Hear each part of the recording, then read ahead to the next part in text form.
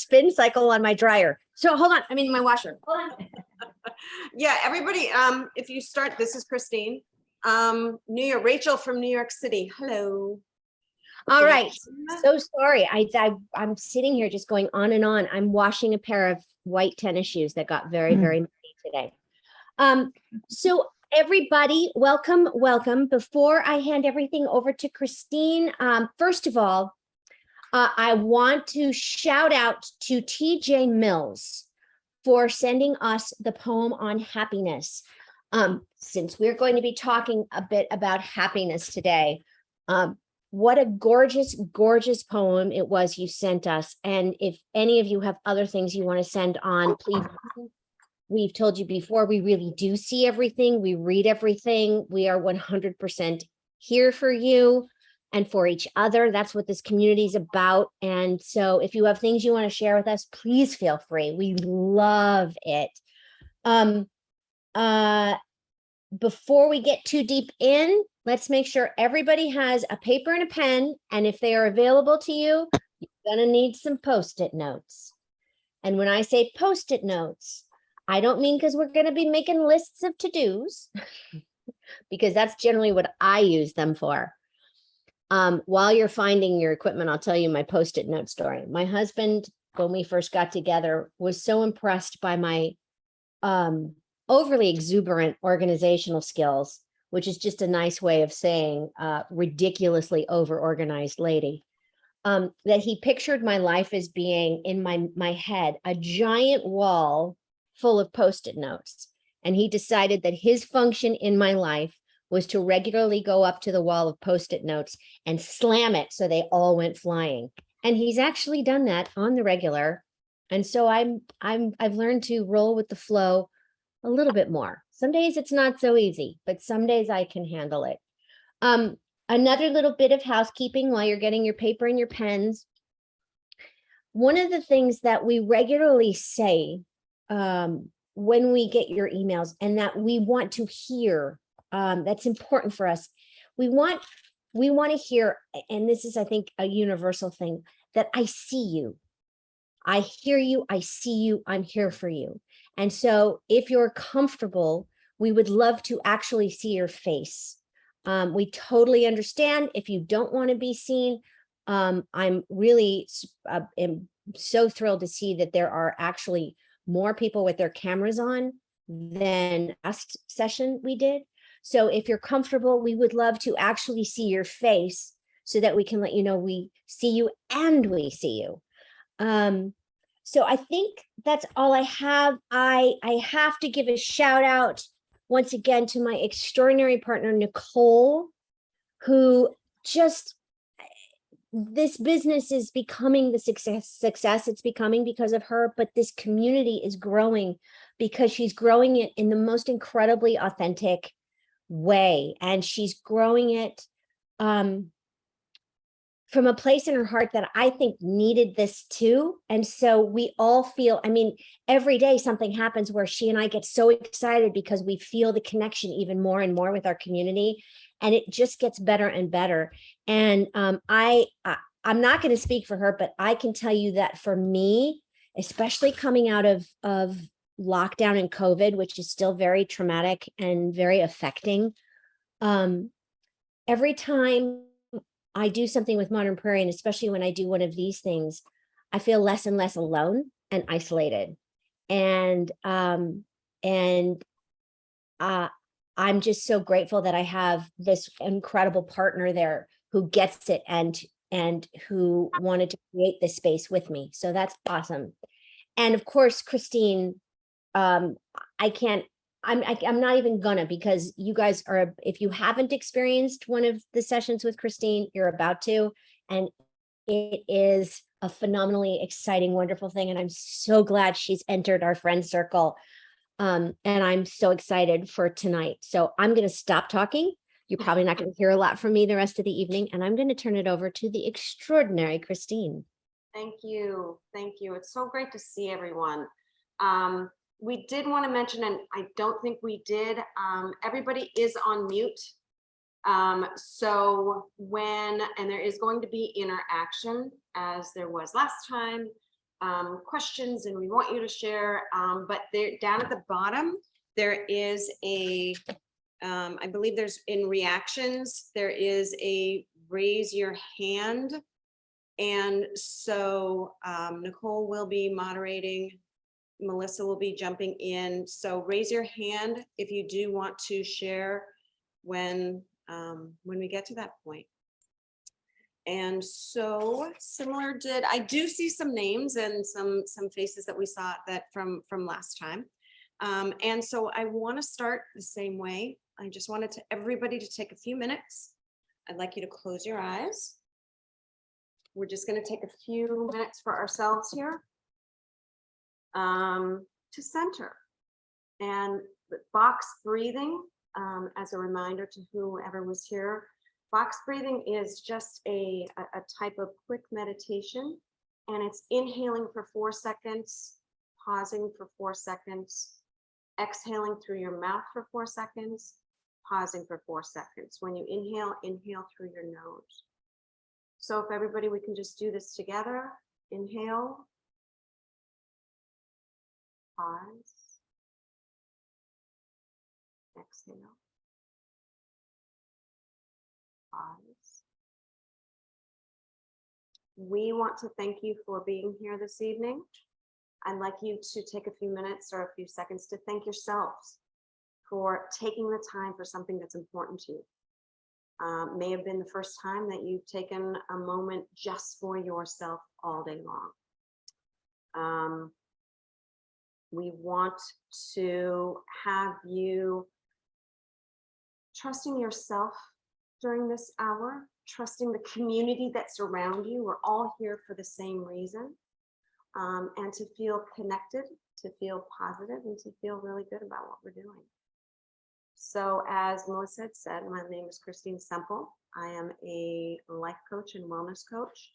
And I was introduced to this amazing community through a friend during the spring who nominated me to be a modern maven. And a modern maven within the world of modern Prairie is a woman who, through her own resilient story, her own resilience in her life, empowers other women to rediscover what inspires them, to redefine maybe what their passions are. And so that is still something that they do as far as the nominating the modern mavens. And so that is how I got introduced. And to a little bit about my story, I pretty much thought I had my life together my whole life and realized I didn't. I was in the fashion industry for 30 years. I was living in New York City, had a great life. And from the outside, everything looked perfect. From the inside, I was an absolute mess. I was doing a lot of things just that were not healthy. I found myself within a 6-month period. I had checked myself into my 3rd rehab. I had been fired from my career of 30 years and a job of 16 years. And I turned 50. I'm like, now what? What am I going to do to turn this life around? Looking back, I realized my life actually was really good. I had chosen at that time to look only at the negative, to focus in on the negative, lament about the past, agonize about the future. And I wasn't being present. I wasn't living in the moment. So I sat back and I'm like, now what am I going to do? And I honestly, honest to God, said to myself, what about a life coach? What about going back to school? I had lived through my own chaos. I thought, okay, I can share something. I can help. If I can help one person, I'd be happy. Sounded good, sounded right. Now I had my naysayers. They're like, who in the heck does this human think that she is, who has done all of this to her life, think that she can help someone else? What they weren't seeing, what I was doing behind the scenes, little changes that I was making, little things, little habits that I was creating for myself to be happy, to be healthy, to be resilient. And don't get me wrong, it did not happen overnight. First couple days, first couple weeks, I'm like, okay. Into a couple months, I started feeling good. I started feeling at ease. And at that moment, that was enough. The naysayers were still there. They were still talking in my ear. I wasn't listening to them. I was not owning their words. I wasn't arguing with them. I wasn't telling them that they were wrong, but I was showing them through my actions that I was healthier, that I was content. And they started to notice it too, but it didn't happen overnight. And so we, there was stringing together habits, one day at a time. That's also obviously my life motto, but really was true. And after 5 years, I am here to share at least my secret weapons, maybe some strategies, and some ideas for you to start to define happiness. And I use that word with air quotes for yourself. Not to judge yourself, not to focus in on what's going wrong all the time, but to start to reinvent and start to look for what's going right. Because if we look for it, it's there. So how many of you have said in your life, if I lose X pounds, I'll be happy. 5 pounds, 10 pounds, then I'll be happy. How many of us have said, well, if my partner or my spouse, if they just listened to me and did what I asked, I'd be happy, right? My grown kids, if my grown kids called more often, I would be happy. If my younger kids, gosh, if they just had a little more direction, then I would be happy. How many of us have just said, if I knew what happy was, I would get there. I just don't know what it is, and I don't know how to get there. And I think that is why we are here today.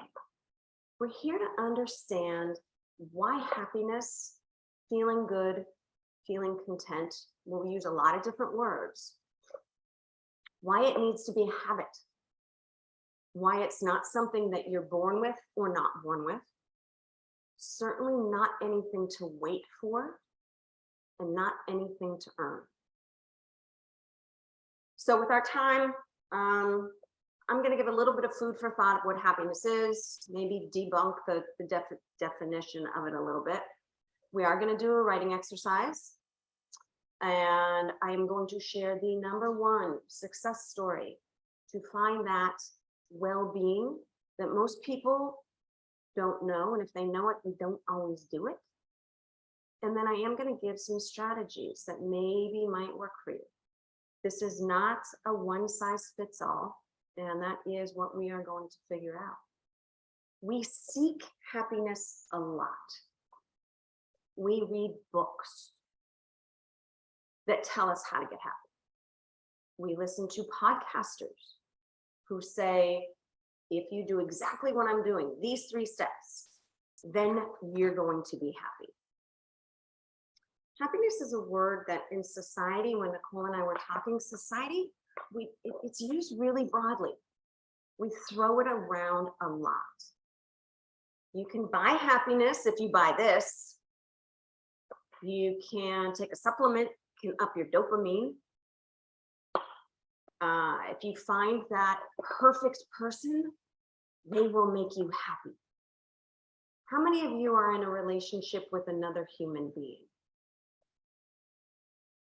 That's not always such a sure thing. They cannot necessarily bring us that happiness. So really the answer to happiness is that it's something different for every single person. It's not one definition. It's not one word. It's not one feeling. But it is our responsibility to find what works for us, to practice that daily, and to be responsible. One I can tell you though, so that although we don't know what the definition is, it is not a place. It is not a destination. It is not a box that we can check off and say, done. It's nothing that we complete. It's nothing that anybody else can also give us. Now, the good news there is if we know that, then they can't take it away. That I see a lot of people shaking their head right now. If you believe you're happy, then you will be happy. If you believe you're not happy, you won't find happiness. You won't be happy. So when Nicole and I were talking about this, and this whole presentation, and we talked about happiness and exactly what is it, Nicole used the word content. And I'm like, meh, that's kind of neither here nor there. Well, as I do with a lot, I look things up. The definition of content is peaceful happiness. Great, I'll take that any day of the week. We as a society have said, if you're not happy, you're less than. If you're not happy, we can figure that out. We can buy everything that I just said. Our level of content, it's almost like a baseline. Think about it like a set point of well-being. I am good with my life, at this point. It's going to go up. It's going to go down. Now, if it goes up, we know it's going to come down. That doesn't mean we're depressed or sad. It just means we're getting to our base level set point again. I literally just got off with a client. She's a teacher. We actually went to grade school together. Teacher of 35 years, Tanya. They had homecoming last week. She worked the football game. Her son went to the dance. She was up until 11 o'clock. Her husband's a coach for the football team. He was at the game. She's like, I'm just tired. And I'm like, okay. And she's like, well, is that okay? I'm like, think about everything you just said. You had that level of excitement, that energy, that doing things that are not the norm. You're gonna come down. You're okay being tired. You're not gonna be there forever. And that is just an example of how we feel and how things can change. Another quick one, because that one just came, literally just happened. I have another client who is 58, and she came to me because she's not happy with her life. She's stuck. She's single. She is financially secure, but she works constantly because there's never enough money that she thinks will make her happy forever. She's worried that she's going to be alone forever. She said, I'm just always sad, and it might be a habit. Ooh, okay. So I asked her if she was willing to do a writing exercise every single day. Write down something that surprises you. Write down something that inspires you. Write down something that makes you laugh. So a couple days into it, she's like, I do not like this. First of all, I don't like writing things down. And second of all, I can't remember anything that happens good. I'm like, well, you remember everything that happens that's not so good. And she's like, oh, yeah. I said, if you would please keep doing it. Almost like a journal, but writing exercise. Little by little, couple weeks in, she's not crying in every session. She's the one that pointed it out. She's like, I don't cry. I don't cry every time I talk to you now. And she's like, well, I don't know if I like writing it all the time. I'm like, well, then, all right, there's not one size that fits all. Start writing it on a sticky. That's one of the exercises we're going to do. There's always a way to do this. And it's starting to work for her. She knows it's not an overnight thing, but she is starting to notice the good things in life. The young kids that compliment her, the customers that she have that say she's the best waitress that they've ever had. That's what she's coming to the session with, versus why am I sad and how can I be happy? So here's where your writing exercise starts. On your own personal level, 1 to 10, your own personal level of happiness, content, well-being. 1 being pretty low, 10 being really, really high. Write down the number that you are right now.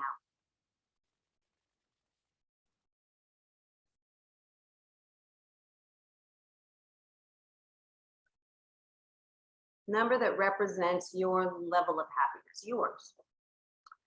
Okay, now write down 2 emotions that you're feeling right now.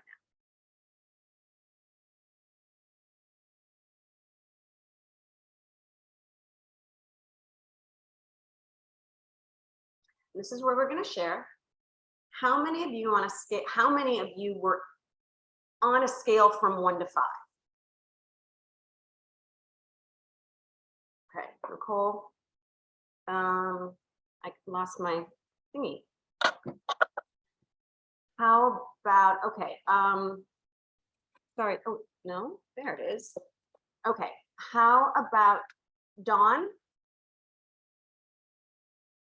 You want me to unmute? I can do it too. There you go. Great. Yeah. Dawn, what was your, thank you for sharing, thank you for being here. What was your number? It was 5. Okay, and what were the emotions that you were feeling? Content and happy. Okay, but it was still at a 5. Yes. Okay. Who else?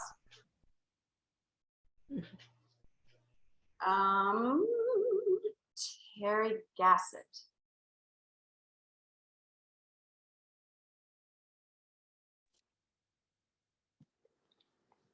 Hi, Terry. Hi, mine was a 5. Okay. And what were your words? Grief and joy. Okay. One more.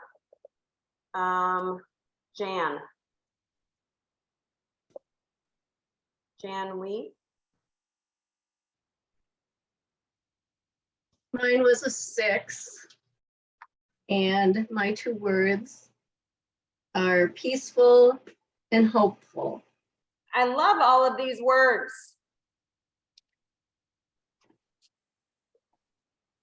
So now I would like for all of you to write down 1 or 2 ideas, things, events that make you feel good, that put you at ease, that put a smile on your face.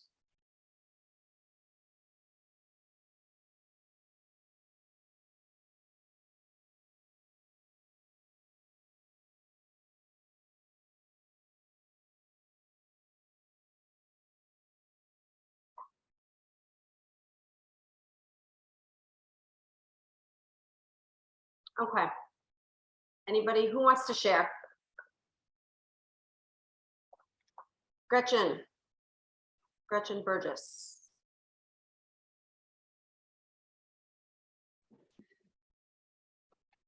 For the 2 that always put a smile on my face is listening to my kids laugh, not at each other, just with each other. I love it.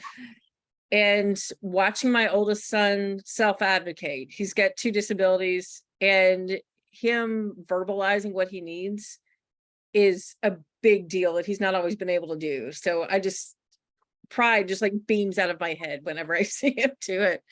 Love it. Thank you so much for sharing. Thank you. Allison? I have to unmute. Losing your Okay, so voice. 2 things. One is to teach people skating because I was a figure skater and nothing brings me more joy than giving the joy of that, right? Like what brings me joy in teaching that. And the other is just like going to the theater. I sit in the theater and I have a smile across my face. The whole, like I've noticed this because, and it doesn't matter what's happened during the day, but I'm literally smiling in my seat, mask and all. Yeah. Love it. Love it. All right. Rachel B. Thank you for putting your picture on. I appreciate it.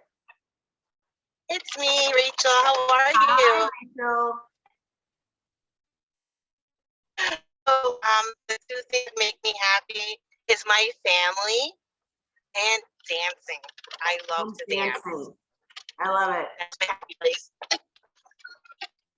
Thank you. So as we were going through all of that, and my eyes kind of dart around because I like to look at everybody, I saw everybody smiling. I saw everybody nodding. It's amazing how we can, when we distract ourselves with healthy habits, not even our own, somebody else's, something else that makes somebody happy, that we can smile, kind of shifts our mind. And when we shift our mind, we can deal with life a little bit better. Happiness, great. Wherever we are in our own mood, the world doesn't go away and the world doesn't change. But when we can put a smile on our face, or we can have a better sense of well-being, we can deal with whatever is out there. So realizing what actualizes that smile for you, what brings you hope, what allows you to feel at ease, content, calm, whatever your word is. We're the only ones that can do that. We are the only ones that can truly bring ourselves happiness. Other people will certainly help. But if we aren't taking care of ourselves, if we aren't prioritizing ourselves, if we aren't making a habit out of feeling good, finding that sense of inner joy, we can't expect anybody else to do that for us because we won't necessarily believe that. If we aren't filling our own cups, things that energize us, things that, make us tick, if we're doing that with everybody else, then on their whims, they can take it away. And I'm not saying that to be negative about anyone, it's just empower yourself. Another sharing moment. I would like to have a few people share what fills their cup, what makes them content, what makes them happy. The caveat here is, yes, community and people are important, but if it involves other people, what is it doing for you? So if it's your family, your husband, your kids, what is that bringing you? Who wants to share? Who would like to share? Melissa. Hello. I one of my favorite things that I do that gives me a real sense of contentment is finishing a to-do list. Even if it's a tiny one, just of little bitty chores, just knowing that I've ticked those off takes a weight off my shoulders and I can now just. Oh no. Did she freeze for anybody else? Was I frozen? You were. You were. Say Let that me do it again. The very I'll do it again. One of the things that gives me like the most wonderful feeling of a contentment and accomplishment is just finishing my to-do list. It's simple and it could be a tiny, tiny list. Am I still frozen? No, Can you hear you're me? Okay. It could be a tiny list, but when it's done, I feel like I can just let it all go and be completely free. And I feel like I've just accomplished that. Moving on now, and it's out of the way. Love it. Love it. Amber. Hi, can you hear me? Hi. Yes, we can. Shockingly, it's exercise. When I get done with a workout, I never thought I would get to that point at 46 years old of enjoying working out. But I find that getting home from work and immediately working out, it makes me very happy. Little bit of endorphins never hurts anybody. Moving. All right, one more.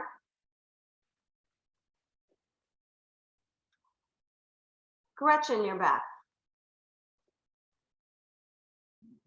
I was thinking the same thing that she just said, just Amber, I think that I'm 46 too. And if you had told me 2 years ago, I would be training for a 10K, I would have laughed.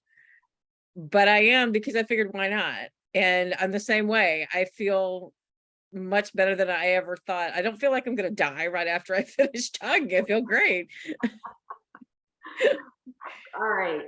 And so again, everybody, I saw everyone smiling. I saw that mood shifting a little bit. We can do that for ourselves just by changing our mindset, shifting our thoughts to something that does put us at ease.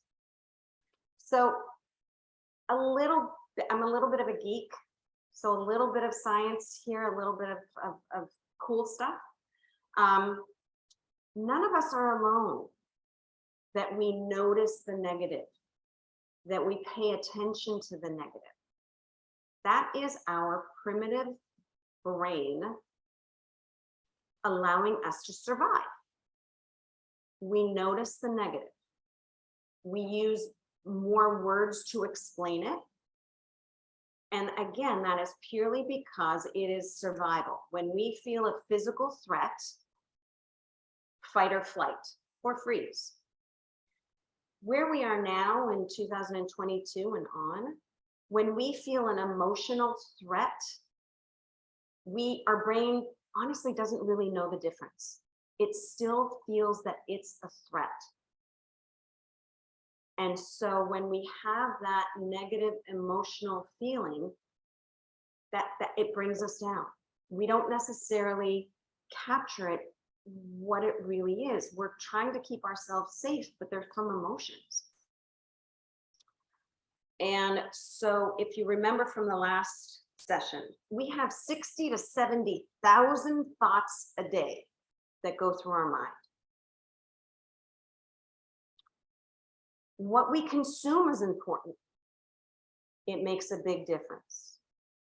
How many of us are happy-go-lucky after we watch a political debate or David Muir comes on again and says breaking news? I'm not politically affiliated, but someone on the news, breaking news. That certainly can put us in fearful mode. That can make us isolate. It can self-sabotage anything that we might want to do. How many of us come home from work at night and say, you're not going to believe who cut me off. You're not going to believe who pissed me off. You're not going to believe somebody cut me off. Instead of coming home and saying, guess who opened the door for me today? Guess who introduced themselves to me today? I had this great conversation with this person that I never knew. Instead of our mood or our stories brings a mood to the whole room. Why not have that mood be good, happy? Instead of, and I heard this, so I can't own it, and I don't remember who said it, but instead of calling someone out for being different, why don't you invite them in and learn about them? All of those people that we don't know that are different, that might be scary, or we feel they're scary because they're different. When I say invite them in, learn about them. find out what is intriguing, because anything that's different for us is scary. Puts us in that mindset. But the amazing things that scientists have found, even though our brain is wired to notice the negative for survival, we as humans can rewire our brain. It takes consistency, it takes persistence, it takes some patience. But if we can pick out all the negative things, if we practice, if we make it a habit to pick out the good things, that's what we're going to start noticing first. So that negative primal threat isn't our first instinct anymore. So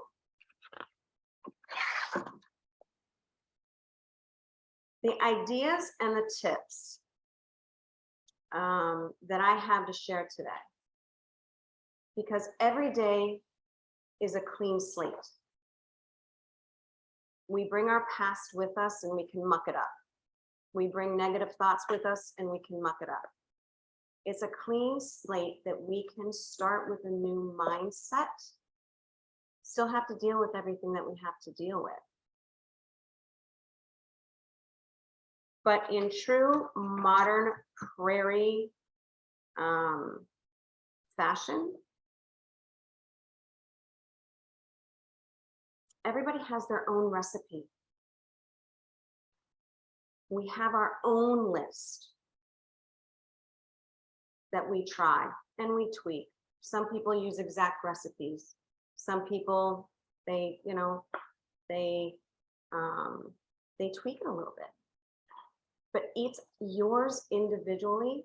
It's yours uniquely.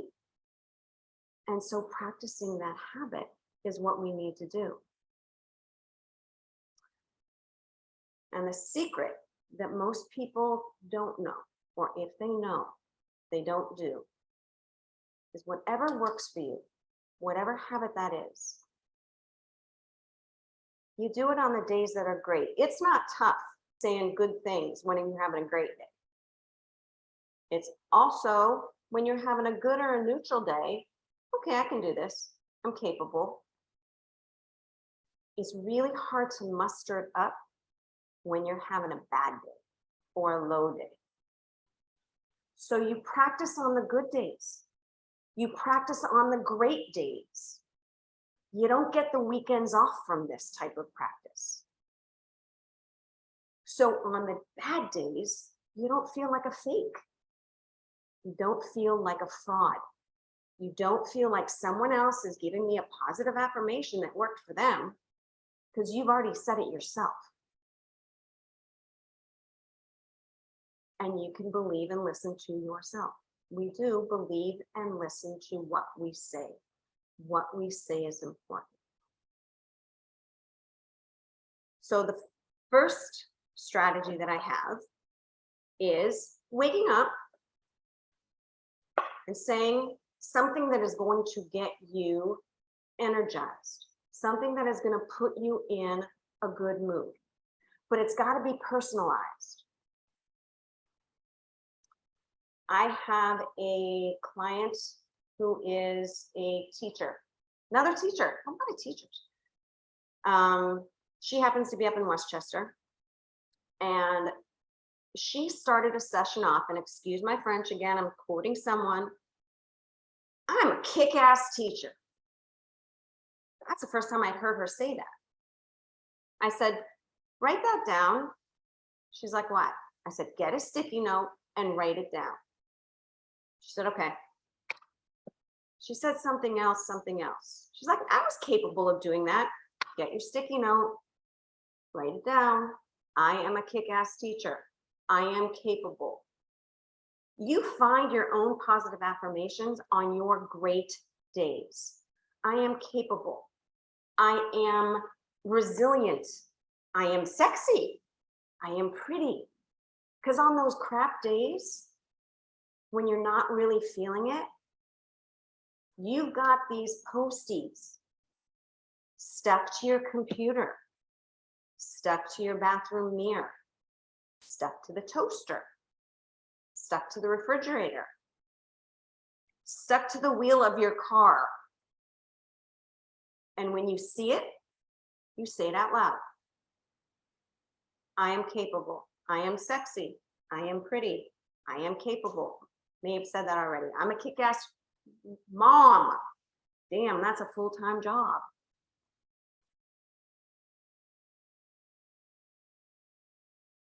Anybody have one that they can use themselves, that they use for themselves, or somebody who had a great day that you want to start that to be your own positive mantra?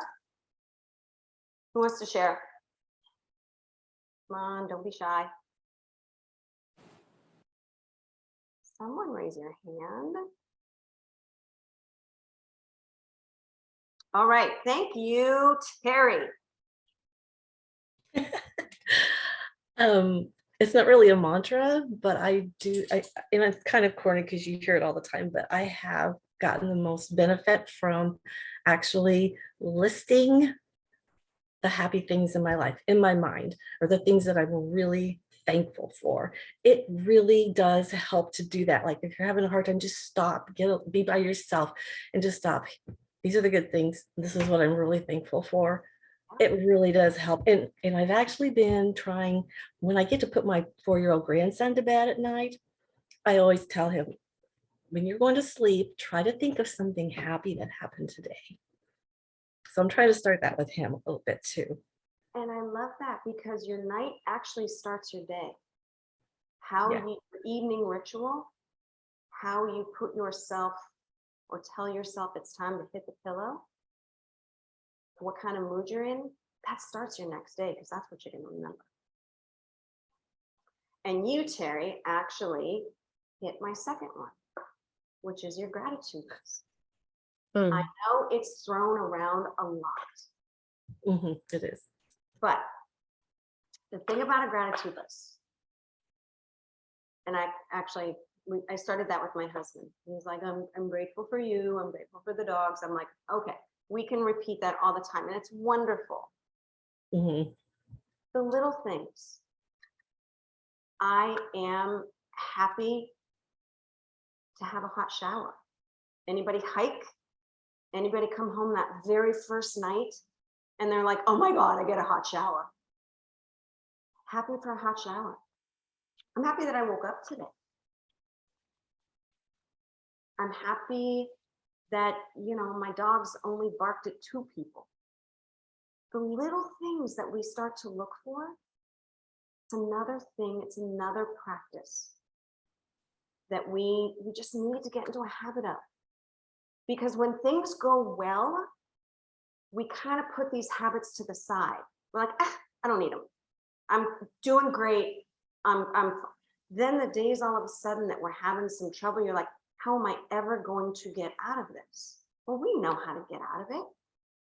Each one of you has something that you've done before that you know how to get out of it. It's just we don't do it every day. Immediate gratification, if it doesn't work in 2 or 3 days, then okay, well, that didn't work. Let me try something else. Give it a week. Give it a month. Something's going to come out.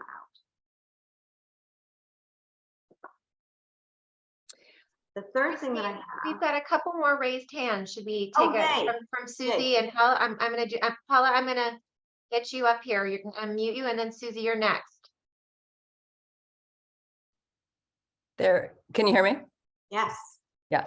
So this is actually a quote that it's a touchstone for me. And it's by a woman named Joan Mills. Every morning I look at this and it said, I'd gone through life believing in the strength and competence of others, never my own. Now, dazzled, I discovered that my capabilities were real. It was like finding a fortune in the lining of an old coat. Thank you. Yes. Yeah, it's It's pretty great. It's very I- powerful. Your dazzle, your sparkle, Yeah. Yeah. love it.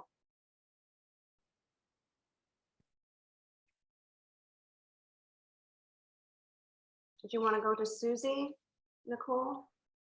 Great, thanks. Hi. You guys hear me? Yes.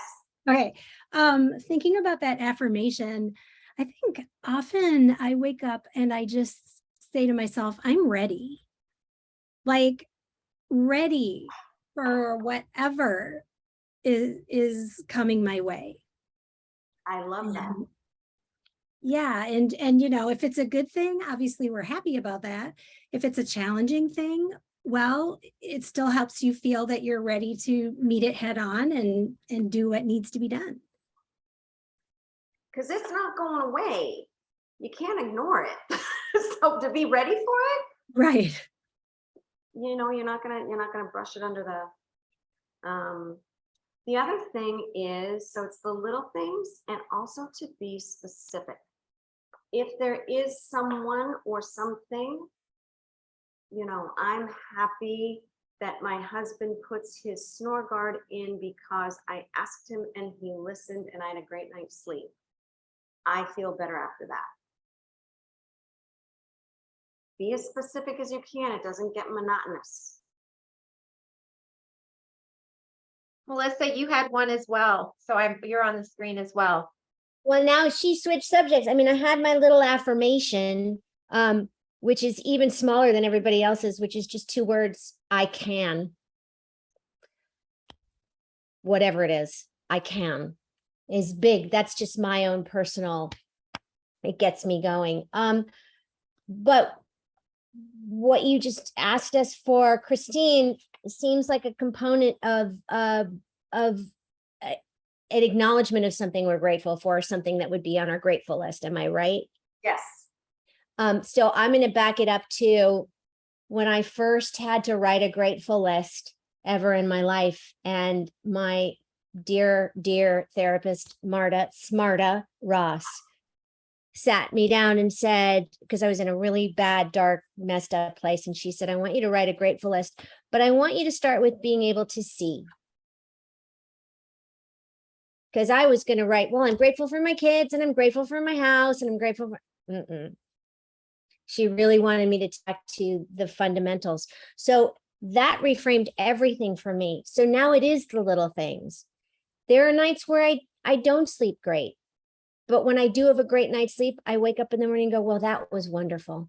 As opposed to I had 7 bad ones. Thank God I got 1 good one, you know, in the last 9 days or whatever. The consistency of following the gratitude enables me to almost live there on a daily basis. It's not perfect. I am so not perfect, thank God. But it's there, and it's those teeny little things. You know, I'm grateful. Right now, I mean, today, this little cat that found me in a rainstorm 3 nights ago, I found his mom. His mom found me. She came and picked him up this morning. I watched them reunite, and it turns out she just lost her son last week. And the cat ran away in the crowd of people that came into their house after the funeral in a rainstorm. And the cat ran to my house, and she came here. And then she bought Sandy's book because I recommended it because she'd lost a son. I'm grateful that I got to be a tiny piece of that.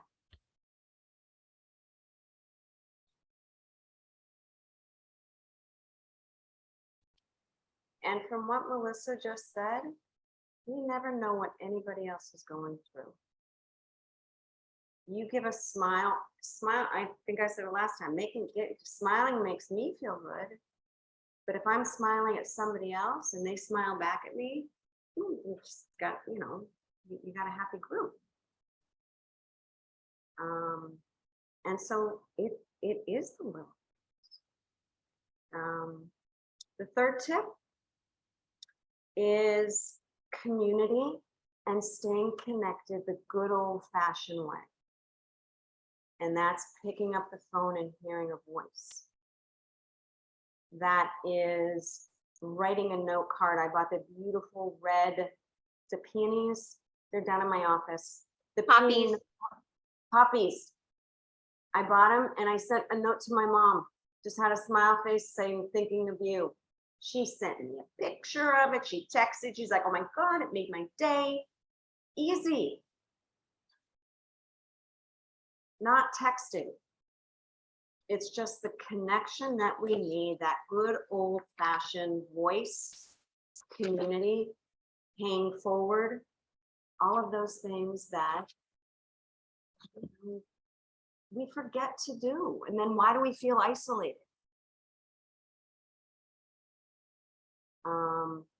Well, I didn't go out because I was waiting until I fit into those jeans. No.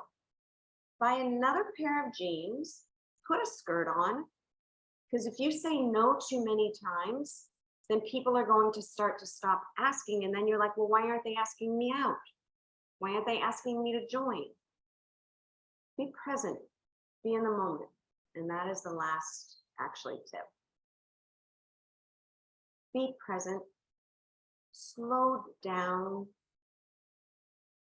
Again, we are so into immediate gratification, getting our own things done. And yes, our life is super important. What we have to do is super important.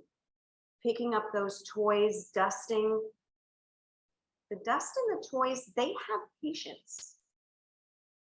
The dishes in the sink, they have patience. They're not going anywhere. That person that's on the other line that, you know, you pick up your phone and you're like, I cannot talk to them right now. Well, why? Because I had something else to do. Well, gosh, they're picking up the phone and calling you. Slow down. And I'm not saying again that are things that life doesn't happen. Life gets in the way. Yes. Welcome to the human race. But slow down, be a little bit present, because well-being, happiness, content, peace, it's not a destination. It's not a goal. It's not something to wait for. It's not something we earn. It's something we have the opportunity and are blessed with, creating for ourselves every single day.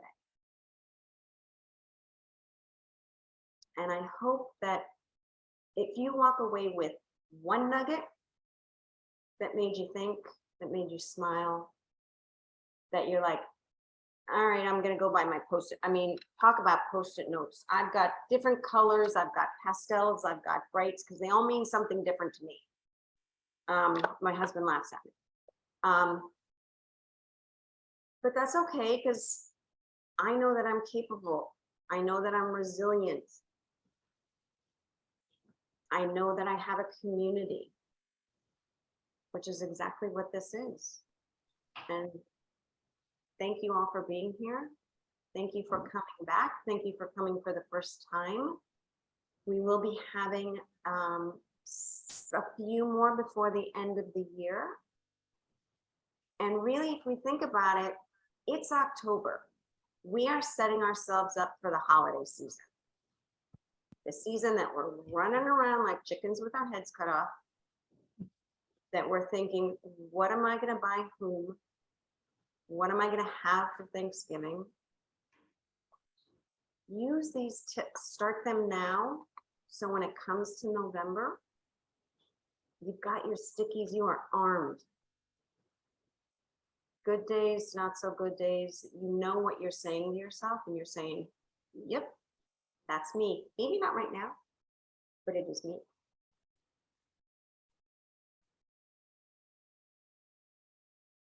Thank you, everybody. So We had good. we had one thing, also, I think Allison just had her hand up, so I wanted to just give her an opportunity before we ended. So, Allison, I'm gonna unmute you and put you here with Christine. Okay, cool. I just, so many of these things you have just said resonated with. There was a couple things with, well, the mantra, like putting your feet on the floor and grounding yourself. And there's a Hebrew thing, it's Mona Adi Ani Lifanecha, I'm grateful for this day. That's from the Central Synagogue rabbi, who's Rabbi Buchtel, who's amazing in New York. And she started doing meditation every day through the pandemic. And then she goes it once a week. But then Melissa's story with the cat reminded me of something that happened the other day. And I hope you allow me just like 2 extra minutes because I want to be respectful of people's time. But I got on the train from New York to go to Newark, and it was totally packed. There was tons of people, because this is about how someone can change your mindset and the happy. I got on the train, happy-go-lucky, I'm going to work. And this person sitting there with her suitcase in the other seat in the sidecars. And I said, oh, can I sit here? And she looked at me and I looked, she goes, there's other seats. I said, I know. And I sat down anyway. Like she said, there's other cars. And I sat down anyway. And as I looked downstairs into the other seats, I saw another seat. So I thought, because then I got up, and I have long COVID. I can't stand on the train that long. Like I walk for a living, but I have to manage my time when I'm doing things. So this older lady came on and I said, would you like my seat? And she said, yes. So I gave her my seat. And then I looked downstairs and I saw another seat. And there was this girl like kind of eating her salad, and she had the suitcase and she's all crammed in there. And I said, would you mind if I sit there? She goes, no, it's fine. And she tries to move her backpack. And I'm like, no, I don't need all that room. Just this is a little bit. And you could put your backpack right there. And then ultimately we started talking, and she was this girl that was tired, young. She'd been up all night talking. I was telling her what happened. She's like, oh my God, I don't know how we got into this. But she then shared with me, she was going to see a friend that was dying of cancer, and she had not been able to be there when she had some sort of surgery. And she found out this girl was sick when she first got sober, and she's now 33 days sober on this day. And she's like, she almost wasn't going to let me sit down. She's like, I was almost going to be like, no. She goes, but I'm so glad that you sat down. And we sat there talking, and I said, well, you were so kind. You just made my day. And I said, look, if you weren't 33 days sober, you wouldn't be going to see your friend. And then you wouldn't be kind enough to give me a seat on the train in this very crowded train. And we ended up having the most lovely conversation. She goes, I'm really glad you sat down here. I said, I really am too. And she's a model that has to fight for jobs and everything. She's only 24 years old and 33 days sober. So I just wanted to share that, like the bad goes to the good, but if you like, yeah. Anyway, it was just all about this whole day and why the cat came to Melissa. Well, because Melissa's that kind of human that will probably find that cat the home, and she did. So anyway, that's my little story. So thank you for allowing me to share it. Thank you.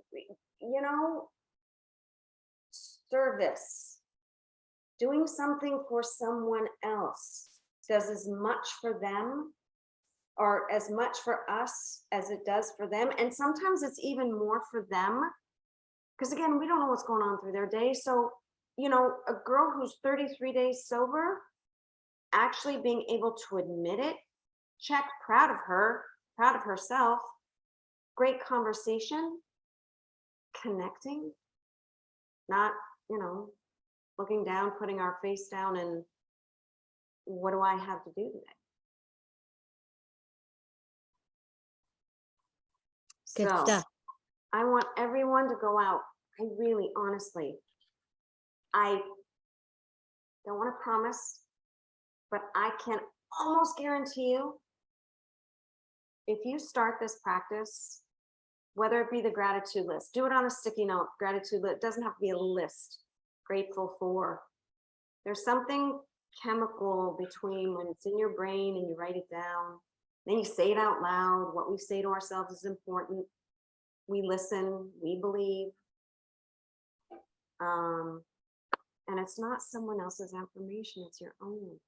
And use your own words. Well-being, content, peace. Tired, but okay, because I had a great weekend. And community. I'm just going to go back to that. That's exactly when I saw all those faces when, you know, hearing my kids laugh, hearing my son, you know, advocate for himself, teaching someone that something that you love. God, you do that with so much passion and so much grace, because you're giving them a little piece of, you know, a little piece of your heart.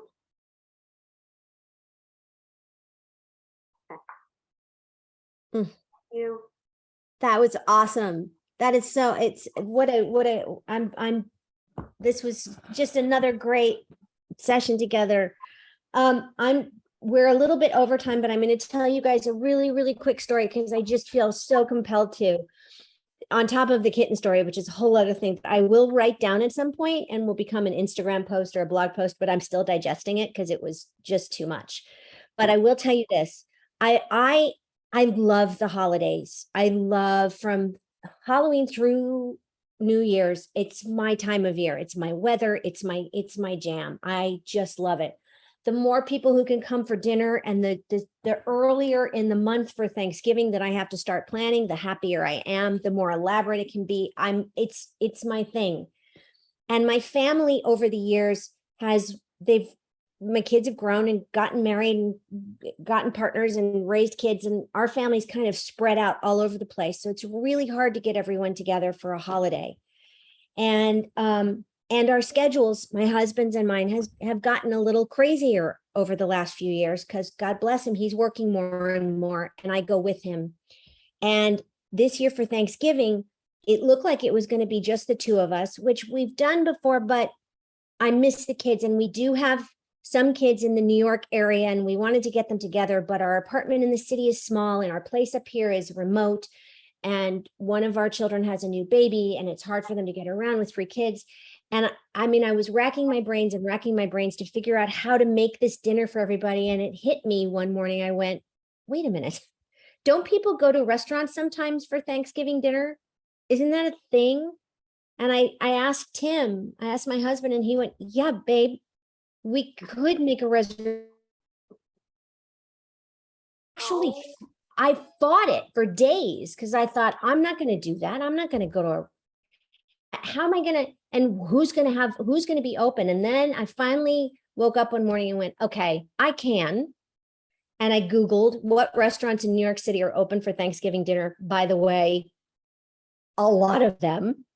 And I started looking around. Long story short, we have a lovely table for 10 at a restaurant for Thanksgiving at 4 p.m. near our apartment, so that after, anyone who wants to come over and hang out can, but I don't have to cook or clean in the tiny apartment. Lesson learned. So you just don't know where the inspiration is going to come from. And I really learned how to let go of the expectation of what the holiday should be. And now I'm embracing this whole new way to celebrate with this new baby and this whole different configuration of family, but family just the same. And I am 100% sure it's going to be just as beautiful and wonderful. So that's me today. Tomorrow could be different, but for now, I'm actually content. And I really like that word. I don't think it's boring at all. I think it's the sweet spot, as I told Christine and Nicole earlier. I think content is the sweet spot. Happy's up here and sad's down here. Content is just right for me. So thank you guys so much for joining. I'm so glad to see everybody. We do have another event coming up. If you check the website, Nicole, am I right? We will post soon about the next event, but to Christine's point, it's an arc, right? Obviously, the holidays come up, it can be triggering, it could be overwhelming, there's anxiety, there's expectation. So how do we arm ourselves with the tools we need to feel content? And then the highs and lows of the season will even out. So our next session, I believe, is November 7th, and it's called The Beauty in Boundaries. And so we will share that information with you all. We'll also send out an email with a recording to this great Zoom that we had. And certainly we'll detail some tips and tricks, because we know we take things. I certainly take 1 or 2, and Christine's advice is so incredible. So we feel very fortunate to work with her. I do almost on a daily basis as we talk. So we can share some of those tips and tricks with you all. And like we said, pass it on, pay it forward. We're building such an incredible community, and seeing everyone's faces. Not seeing, actually, my mom is on this call, but my mom is remote. So seeing her, we're really building something incredible. So thank you for being with us being vulnerable, listening to Christine, and there are going to be more sessions. I see Sandy as well, and Sandy and I have been talking a lot about grief and how the holidays can trigger grief in so many ways. And so we're discussing tomorrow our next session on grief loss. And I would say how to hope or cope through the holiday and thrive. So more to come on that as well. We are updating our website and our platform to make it more communal centric. So we will have events on there and you can see everything that's coming up through the end of the year. You can sign up, you could forward them. When we really, part of this is we built this, Melissa and I, business together. We really, we believe in the power of community and connection, and that's inherently what we're about. We underestimated just how vocal, how amazing we are together as a collaborative of women. And so that's what this new platform is really going to be about. And oh, by the way, you can shop some great product too. But I think the idea is around community and connectedness. So hopefully by sharing out a calendar for the next few months, knowing it gets pretty crazy, you can join us. So thank you again. And we'll see you soon. Yes, yes, yes. And also, just I'm gonna piggyback on that really quick. I'm gonna piggyback on what Nicole said. Can you all hear me okay? I'm gonna piggyback on what Nicole said and say, one of the things that's really important going into the holidays, I think, is boundaries, because we tend to really lose sight of our own limits and get a little nuts during the holidays and overwhelmed. And maybe we can help do that. And the other thing is, when you see the calendar coming out, we're going to have some really kind of light and fun things too, like pie crust, and I'm going to bake pies, and we're going to have a cookie exchange. So we have all sorts of things coming. So just keep an eye on the calendar and the updated website as we move forward. And just know that, you know, we're all here, and we're here for a reason. And I'm just so happy to see everybody every time we get together like this. It just warms my heart in such an amazing way. And I'm so grateful. I'm going to add you all to my gratitude list that you're all here. And Christine, thank you so much for the wisdom and guidance and just the warm, mushy, loving stuff that you leave us with every time. It's really fulfilling and nourishing and important. So thank you for that. And we will see you guys very, very, very soon. Thank you. Be well. Bye, everybody. Sending you so much love.